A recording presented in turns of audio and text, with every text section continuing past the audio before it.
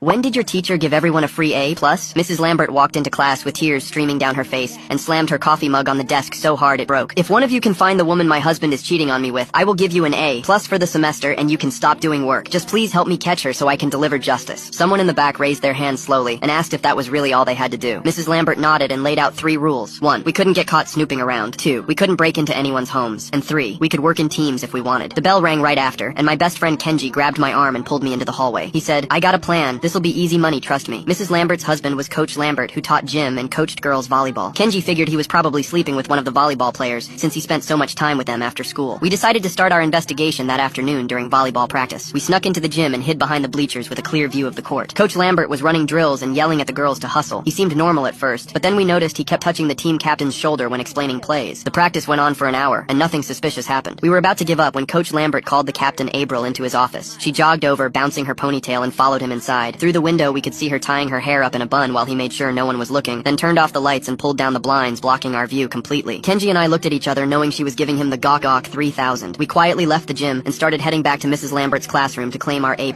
We were practically running down the hallway when we heard footsteps behind us. 2 kids from our class tackled us to the ground before we could react. They pinned us down while their teammate Jasmine sprinted ahead toward Mrs. Lambert's room. We struggled, but they were bigger and had caught us off guard. By the time we got free and made it to the classroom, Jasmine was already inside talking to the teacher. After Jasmine left looking smug, I went into the classroom alone. Mrs. Lambert was sitting at her desk crying harder than before. I told her what we'd seen with Coach Lambert and April in his office. She thanked me through her tears and said she'd suspected the volleyball team all along. But then I realized something off. I asked her, "Are you okay? Like actually okay?" Mrs. Lambert looked up at me with surprise. She actually smiled a little through her tears and said I was the first student to ask how she was feeling. I apologized for not asking sooner and told her that even though she was a tough teacher, she didn't deserve to be cheated on. She stood up and walked around her desk. "Do you still want that A+?"